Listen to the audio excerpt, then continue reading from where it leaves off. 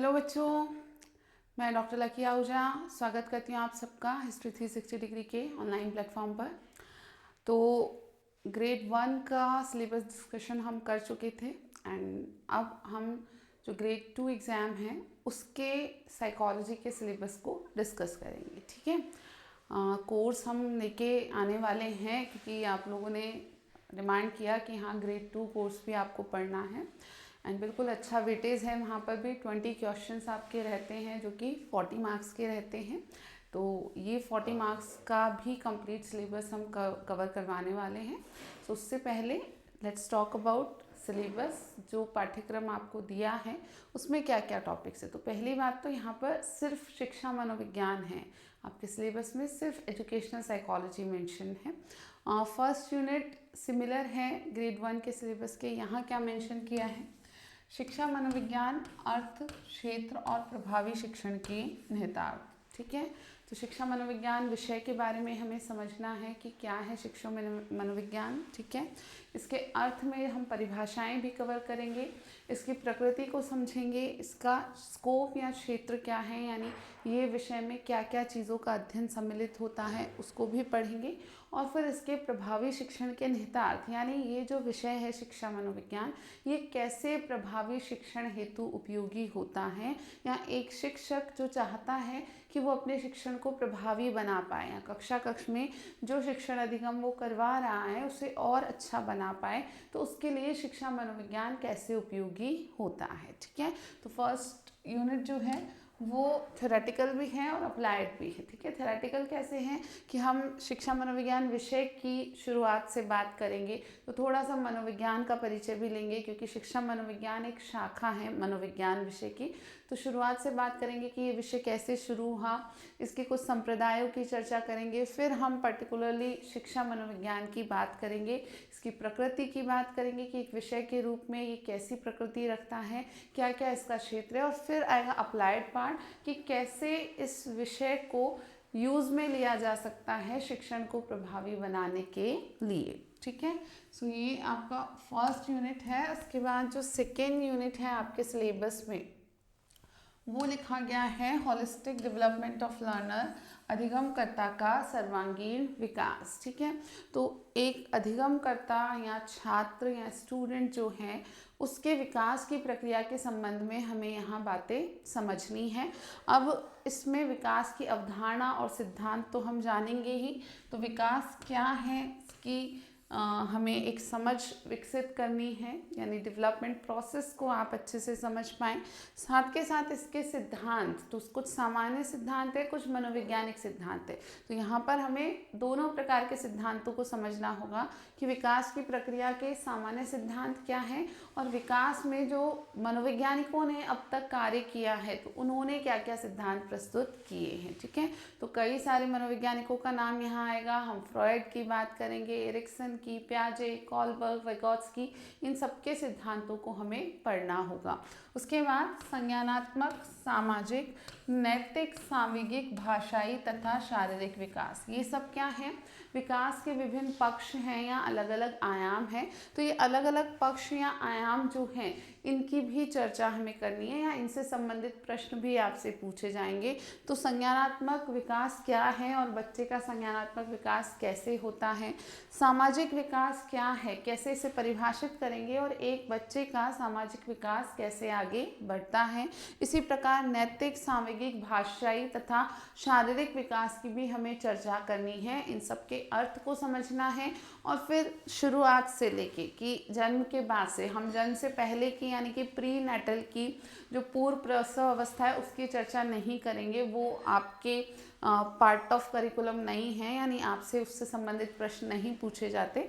Generally after birth जो अवस्थाएं हैं कि शैशवावस्था में कैसे संज्ञानात्मक विकास होता है, बाल्यावस्था में कैसे होता है, किशोरावस्था में, और अप टू अडोलेसेंस ही आपके प्रश्न पूछे जाते हैं। उसके बाद की जो अवस्थाएं हैं वयस्कावस्था या प्रौढ़ावस्था, वहाँ से आपके प्रश्न नहीं पूछे जाते। तो इन सबको हमें समझना है विकासात्मक संदर्भ में कि कैसे एक बच्चा शारीरिक रूप से परिवर्तित होता है जन्म से लेकर के किशोरावस्था तक, कैसे एक बच्चा सामाजिक रूप से परिवर्तित होता है जन्म से किशोरावस्था तक। इसी प्रकार क्या भाषाई परिवर्तन उसमें आते हैं, सांवेगिक रूप से उसमें किस किस प्रकार के परिवर्तन आते हैं, और नैतिक रूप से वो कैसे परिवर्तित होता है। तो ये सारा चर्चा हम करेंगे हमारे सिलेबस को जब हम कवर करेंगे, सारे थ्योरीज को पढ़ते हुए और इन जनरल जो परिवर्तन आते हैं बच्चों में उन सबको डिस्कस करते हुए।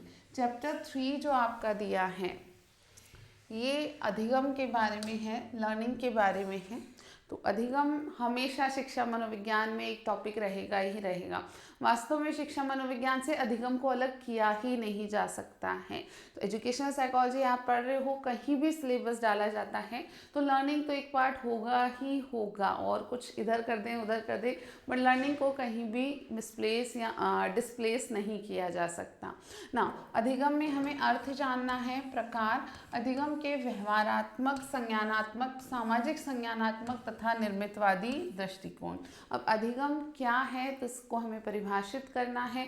सामान्य रूप में हमें अधिगम प्रक्रिया को समझना है, इसके अर्थ को समझना है कि कब बच्चे सीखते हैं या कब हम ये मान सकते हैं कि बच्चा सीख रहा है या कोई व्यक्ति सीख रहा है, और किन परिस्थितियों में जो परिवर्तन है उसको अधिगम संबंधी परिवर्तन नहीं माना जाता। इसी प्रकार अधिगम के अलग अलग प्रकार के जो सिद्धांत हैं उसमें कुछ व्यवहारवादी या व्यवहारात्मक सिद्धांत हैं, कुछ संज्ञानात्मक सिद्धांत हैं, कुछ सामाजिक संज्ञानात्मक सिद्धांत है और निर्मितवादी। ये 4 अलग अलग दृष्टिकोण हैं, श्रेणियां हैं जिनसे अधिगम को प्रस्तुत किया गया है या अधिगम की व्याख्या की गई है। तो कई सारे व्यवहारवादी मनोवैज्ञानिकों ने अपने तरीके से अधिगम को बताया है, संज्ञानात्मक दृष्टिकोण अपनाने वाले जो मनोवैज्ञानिक हैं वो अपने विचारों से बताते हैं। इसी प्रकार कुछ मनोवैज्ञानिक सामाजिक संज्ञानात्मक दृष्टिकोण अपनाते हैं, जहाँ एक सामाजिक संदर्भ में जो बच्चे की मस्तिष्क प्रक्रियाएं हैं उनको ध्यान में रखते हुए अधिगम की व्याख्या की जाती है। और सबसे मॉडर्न जो अप्रोच है, सबसे आधुनिक जो दृष्टिकोण है वो है निर्मितवादी दृष्टिकोण, जहां अधिगम की प्रक्रिया को समझाने के लिए ये माना जाता है कि बच्चा स्वयं अपने ज्ञान का निर्माण करता है। हम उसे प्रत्यक्ष रूप में कोई भी चीज़ को ज्ञान के रूप में नहीं दे सकते हैं। हम जो भी उसके सामने अनुभव प्रस्तुत करते हैं उन्हें वो स्वयं ज्ञान के रूप में ढालता है। इसके अलावा अधिगम को प्रभावित करने वाले कारक तथा शिक्षक के निहितार्थ ये भी हमें पढ़ना है। तो क्या क्या कारक हैं जो अधिगम की इस प्रक्रिया को प्रभावित करते हैं, और शिक्षक के निहितार्थ यानी इन अधिगम के कारकों से शिक्षक क्या समझ पाता है या शिक्षक क्या करेगा कक्षा कक्ष में, या किन कारकों को बढ़ोतरी देगा, किन कारकों में वो कम करने का प्रयास करेगा कि ये स्थिति उत्पन्न ना हो, क्योंकि वो अधिगम को नकारात्मक रूप से प्रभावित करती है, या कैसी स्थिति उत्पन्न हो जिससे कि अधिगम सकारात्मक रूप से प्रभावित होता है। तो सभी ऐसे फैक्टर्स या ऐसे कारक जो अधिगम की प्रक्रिया को प्रभावित करने हैं उन्हें भी हमें पढ़ना है। ठीक है।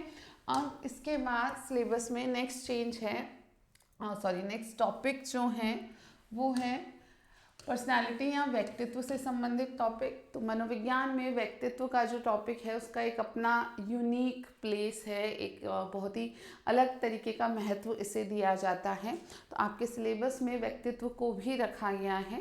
तो एक बच्चे को जब आप उसके चहुमुखी विकास को टारगेट पर रखते हैं या लक्ष्य रखते हैं तो आपको व्यक्तित्व संबंधी समझ भी अपेक्षित है। तो उसी नज़रिए से ये आपको टॉपिक दिया गया है पढ़ने के लिए। तो व्यक्तित्व का क्या अर्थ है, इसके कौन कौन से सिद्धांत हैं और कैसे इसका मापन किया जाता है। तो मनोवैज्ञानिकों द्वारा व्यक्तित्व के मापन के लिए अलग अलग तरीके बताए गए हैं, अलग अलग विधियां बताई गई हैं। उनमें कौन सा तरीका कब उपयोगी है उसकी हमें चर्चा करनी है। व्यक्तित्व के कई सारे सिद्धांत हैं। अब देखो यहाँ पर ये एक मेजर चेंज है कि पहले सिर्फ जो आपके टाइप एंड ट्रेट थ्योरीज थी उनको ही स्पेसिफिकली रखा गया था। प्रकार सिद्धांत थे आपके और विशेषक सिद्धांत, लेकिन अब सिर्फ सिद्धांत लिख दिया गया है, तो व्यक्तित्व के सभी प्रकार के सिद्धांतों को आपको पढ़ना है। इसके अलावा जो इसी में एक टॉपिक दिया है आपको इसी चैप्टर में, वो है समायोजन और मानसिक स्वास्थ्य। समायोजन एक ऐसी प्रक्रिया है जो बहुत महत्वपूर्ण है हम सभी के लिए, कि हमारा जो एनवायरनमेंट है, जो वातावरण है या जो परिस्थितियां हैं, उनके अनुसार हम ढल जाते हैं या उन परिस्थितियों को हम अपने अनुसार ढाल लेते हैं, इसी को समायोजन कहते हैं। अब बच्चों के संदर्भ में ये समायोजन की प्रक्रिया कैसे महत्व रखती हैं, क्या चीज़ें हैं जो बच्चों के समायोजन को प्रभावित करती हैं, किन चीज़ों के कारण बच्चा कुसमायोजित हो सकता है, और एक अध्यापक के रूप में आप क्या ध्यान रखेंगे यदि आपको लगे किसी बच्चे में कुसमायोजन के लक्षण प्रकट हो रहे हैं। इसके साथ ही आपको मानसिक स्वास्थ्य को भी पढ़ना है। तो मानसिक स्वास्थ्य क्या है, मानसिक स्वास्थ्य का क्या महत्व है, मानसिक स्वास्थ्य जो है उसे कैसे बेहतर रखा जा सकता है, या कौन से कारक मानसिक स्वास्थ्य को नकारात्मक रूप से प्रभावित करते हैं, ये सारी चर्चा भी हमें आपके सिलेबस के अंदर करनी है। ठीक है। अगला जो टॉपिक दिया है, जो चैप्टर है, वो है बुद्धि और सृजनात्मकता से संबंधित, इंटेलिजेंस एंड क्रिएटिविटी। बुद्धि क्या है, सृजनात्मकता क्या है, इनका हमें अर्थ समझना है। जो भी सिद्धांत प्रस्तुत किए गए हैं बुद्धि के समझाने के लिए, यानी बुद्धि की व्याख्या करने के लिए, अब तक मनोवैज्ञानिकों द्वारा कई सारे सिद्धांत प्रस्तुत किए गए हैं। उन सभी सिद्धांतों को हमें पढ़ना है, और इसके साथ ही बुद्धि का मापन। तो कई अलग अलग प्रकार के परीक्षण हैं जिनसे बुद्धि का मापन होता है। तो बुद्धि के मापन के शाब्दिक परीक्षण क्या हैं, अशाब्दिक परीक्षण क्या है, या क्रियात्मक परीक्षण क्या है, समूह परीक्षण क्या है, व्यक्तिगत परीक्षण क्या है, ये सब भी हमको जानना है आपके इस सिलेबस के कवर करते हुए। सीखने में भूमिका, संवेगात्मक बुद्धि की अवधारणा तथा उपयोग। अब बुद्धि की और सृजनात्मकता की सीखने में क्या उपयोगिता है, क्या भूमिका है, ये भी हमें डिस्कस करनी है। और फिर संवेगात्मक बुद्धि की अवधारणा और इसका उपयोग। तो इमोशनल इंटेलिजेंस या संवेगात्मक बुद्धि कैसे महत्व रखती है, क्या उपयोग है, पहली बात होती क्या है संवेगात्मक बुद्धि की, कॉन्सेप्ट को हमें समझना है, किन मनोवैज्ञानिकों ने इसके बारे में बताया है, क्या क्या बताया है, एज वेल एज इस संवेगात्मक बुद्धि का बच्चों के संबंध में क्या उपयोग है या कैसे ये महत्व रखती है, और एक अध्यापक के रूप में आप बच्चों की संवेगात्मक बुद्धि को बढ़ाने के लिए, उसमें सुधार करने के लिए क्या क्या उपाय कर सकते हैं। तो ये सारे टॉपिक आपको पढ़ने हैं। एंड फिर हमें बात करनी है नेक्स्ट टॉपिक की, वो है अभिप्रेरणा या मोटिवेशन। तो मोटिवेशन अगेन एक ऐसा टर्म है, एक ऐसा शब्द है जो नॉन साइकोलॉजी वाले लोग साइकोलॉजी वाले लोगों से ज़्यादा यूज़ लेते हैं। ठीक है, यानी जो मनोविज्ञान पढ़ते या पढ़ाते हैं उनसे ज़्यादा इस शब्द को दूसरे लोग उपयोग में लेते हैं। तो है क्या ये मोटिवेशन, से आपको कई लोग एज ए मोटिवेटर मिलते होंगे, आपने कुछ लोग को सुना होगा, देखा होगा, या जो इन्फ्लुएंसर हैं या सोशल मीडिया मोटिवेटर्स हैं कई सारे लोग, तो उनसे आप हो सकता है आप मोटिवेट होते भी हों कुछ हद तक उनसे, लेकिन वास्तव में ये जो मोटिवेशन है, ये अभिप्रेरणा है, इसका अर्थ क्या है, क्या ये किसी के कहने भर से आप वास्तव में किसी चीज़ को करने के लिए अभिप्रेरित हो पाते हो, या इससे ज़्यादा महत्वपूर्ण चीज़ है या इससे बड़ी चीज़ है ये सारी चर्चा हम करेंगे। तो अभिप्रेरणा का अर्थ क्या है, इसके क्या क्या प्रकार होते हैं, यानी अभिप्रेरणा या मोटिवेशन के भी अलग अलग प्रकार हैं। आंतरिक अभिप्रेरणा और बाह्य अभिप्रेरणा की हम चर्चा करेंगे। उसके बाद अभिप्रेरणा के कई सिद्धांत दिए हैं मनोवैज्ञानिकों ने, अलग अलग तरीके के सिद्धांत यहाँ प्रस्तुत किए गए हैं, उन सब की चर्चा हम करेंगे। और शिक्षण अधिगम के निहितार्थ, यानी ये जो मोटिवेशन है, अभिप्रेरणा है, ये शिक्षण अधिगम की प्रक्रिया में कैसे अपना महत्व रखती है, क्या वास्तव में जितना इम्पोर्टेंट हम इसे सोचते हैं ये उतनी इम्पोर्टेंट है, इस बारे में क्या रिसर्च किया गया है या मनोवैज्ञानिकों ने अब तक क्या शोध किए हैं, वो सारी चर्चा भी हम करने वाले हैं। इसके बाद में जो नेक्स्ट यूनिट है आपका, वो है व्यक्तिगत विभिन्नता या इंडिविजुअल डिफरेंसेस के बारे में। इस यूनिट में इस बार थोड़ा मेजर आपको बदलाव दिखेगा सिलेबस को लिखने में। ठीक है, क्या किया है कि व्यक्तिगत विभिन्नता के अर्थ और स्रोत आपको पढ़ने हैं कि क्या मतलब है व्यक्तिगत विभिन्नता का और कहाँ कहाँ से ये उत्पन्न होती है। हम जानते हैं व्यक्तिगत विभिन्नता का सिंपल जो अर्थ समझेंगे वो क्या है कि एक व्यक्ति से दूसरे व्यक्ति में पाए जाने वाले अंतर। हम सभी एक जैसे नहीं हैं, हम सब में काफ़ी सारा अंतर है, तो उसी अंतर को हम व्यक्तिगत विभिन्नता कह रहे हैं। अब इसके क्या क्या स्रोत हैं, यानी कैसे उत्पन्न होता है, सोर्सेस क्या हैं, किन किन कारणों से ये अंतर पाए जाते हैं, वो हमें जानने हैं। उसके बाद कक्ष में इसके निहितार्थ, तो बच्चों की व्यक्तिगत विभिन्नताओं को ध्यान में रखते हुए कक्ष में क्या निहितार्थ है, यानी एक अध्यापक जो है वो कक्ष में किन किन चीज़ों को ध्यान में रखेगा या अध्यापक किन चीज़ों का ख्याल रखेंगे व्यक्तिगत विभिन्नताओं को मद्देनज़र रखते हुए। इसके अलावा एक टॉपिक यहीं पर है समावेशी शिक्षा, इंक्लूसिव एजुकेशन। अब ये एक बहुत ब्रॉड टॉपिक था जिसको सिंपली समावेशी शिक्षा लिख दिया गया है। अब समावेशी शिक्षा क्या है से लेके समावेशी शिक्षा कैसे प्रदान करनी है, अलग अलग प्रकार के बच्चों को कैसे एक ही कक्ष में हमें समावेशन करना है, ये सारी चर्चा हमें यहाँ पर करनी होगी। और वो अलग अलग श्रेणी में कोई शारीरिक जो समस्या से ग्रसित बालक हैं या शारीरिक विकलांग बालक हैं उनकी भी चर्चा होगी, जो मानसिक मंदित बालक हैं उनकी भी हमें बात करनी होगी, जिनको कोई संवेदी समस्या है जैसे कम दिखने वाले या कम सुनने वाले बालक हैं उन्हें भी हमें समझना होगा। कुछ बच्चे ऐसे हैं जिनको हम अलग प्रकार की श्रेणी जैसे प्रॉब्लम चाइल्ड होते हैं, समस्यात्मक बालक होते हैं या बाल अपराधी होते हैं, इन सब श्रेणी के बच्चों के समावेशन के लिए समावेशी शिक्षा में प्रयास किए जाते हैं। यानी एक ही कक्ष में हमें इन सभी बच्चों को पढ़ाना है यदि वे उसी स्तर उसी आयु के हैं तो, ठीक है। तो इसको हमें बहुत हम कहें लिखा सिर्फ समावेशी शिक्षा गया पर पढ़ना बहुत सारी चीज़ें होगा, यहाँ पर काफ़ी डिटेल में हमको डिस्कस करनी होंगी चीज़ें, ठीक है।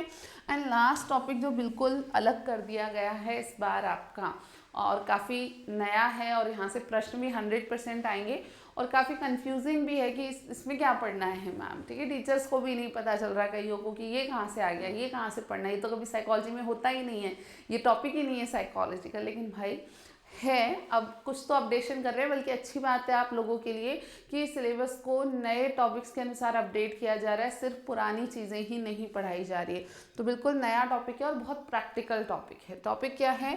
21वीं सदी के कौशलों का विकास, अवधारणा एवं तकनीकें, development of 21st century skills, concept and strategies. तो कौन कौन से कौशलों को 21वीं सदी की कौशल माना जाता है और कौन से ये कौशल महत्व रखते हैं वास्तव में बच्चों के लिए, तो इन कौशलों की अवधारणा और क्या तकनीकें हैं जिनसे बच्चों में इन कौशलों को विकसित किया जा सकता है। अब ये एक सरप्राइज एलिमेंट दिया है इस बार सिलेबस में, तो ऑब्वियसली जो ऑथेंटिक वेबसाइट्स पर काम करते हैं, ऑथेंटिक कंटेंट देखते हैं, उन टीचर्स के लिए ये कोई बहुत बड़ा मुश्किल टॉपिक नहीं है।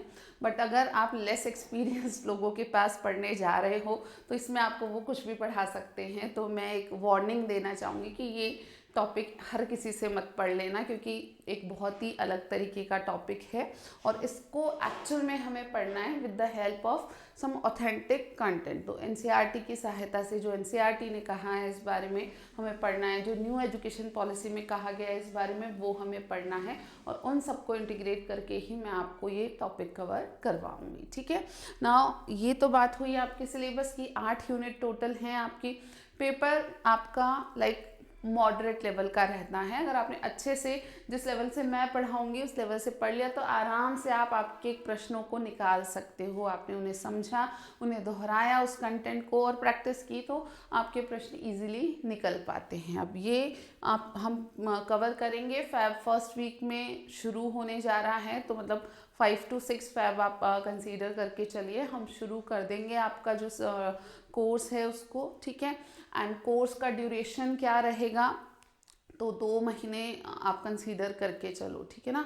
2 मंथ्स में आपका हम कवर करा देंगे इस पूरे कोर्स को। मेरा पैटर्न क्या रहता है, तो जो भी टॉपिक है उसको थॉरोली आपको समझाया जाएगा इस प्रकार। पीपीटी रहेगी सामने, उस पीपीटी की हेल्प से एक्सप्लेन किया जाएगा कंटेंट को। उस पीपीटी को पढ़ने के बाद, समझने के बाद आपको बुक से उस चीज़ को एक बार रीड आउट करना है। तुम कुछ बच्चे ना बड़े ऐसे रहते कि अब बुक पढ़ने की क्या ज़रूरत है, मैम क्लास ले ली हमने तो। भाई ये 100-200 का लालच मत करो तैयारी के अंदर, ठीक है ना, कि बुक रेफरेंस है। जो बातें मैं कह रही हूँ, एक एक बात तुम दोबारा तिबारा तो नहीं सुन सकते ना। एक बार सुना, एक इम्प्रिंट पड़ा आपके ब्रेन पर, अब go through the book. Book में उन चीज़ों को समझाया गया है आसानी से, ठीक है। तो आप सुन रहे हो, समझ रहे हो, और फिर आपने एक बार बुक से और पढ़ लिया तो चीज़ों की समझ गहरी होती है, ठीक है। तो बुक आपको पता ही है, ज्ञान सरोवर पब्लिकेशन से अपनी आती है। सेकेंड ग्रेड की बुक ऑलरेडी मार्केट में हमारी आ चुकी है, ठीक है। ये बुक का कवर पेज है। थ्योरी तो इसमें है ही, साथ में ऑब्जेक्टिव क्वेश्चन आपकी प्रैक्टिस के लिए भी रखे गए हैं। 800 से ज़्यादा प्रश्न हैं। कंटेंट आपका अपडेटेड है, जो आपको सितंबर 25 में सिलेबस जारी किया गया है सेकेंड ग्रेड का, उसके अनुसार हमने इस कंटेंट को रखा है, ठीक है। अब बुक में अपनी तरफ से कोई कमी नहीं है। ये नहीं है कि बुक से नहीं पढ़ सकता बच्चा। आप में से कुछ बच्चे सिर्फ बुक से भी तैयारी कर सकते हैं। ऐसा कोर्स खरीदने का कंपल्शन नहीं है।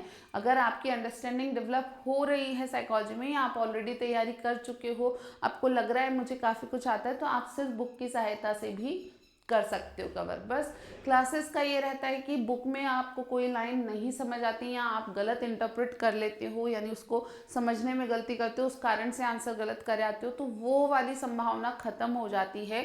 एक बार आप टीचर से क्लास भी ले रहे हो, चीज़ों को सुन रहे हो, समझ रहे हो, तो बुक को पढ़ने में बहुत आसानी है। अल्टीमेट सहारा बुक ही है, ये मान के चलो, ठीक है, कि आपको जो बुक में लिखा गया है वो अपने ब्रेन में अपनी तरीके से कंस्ट्रक्ट करना है। वही निर्मितवादी विचारधारा।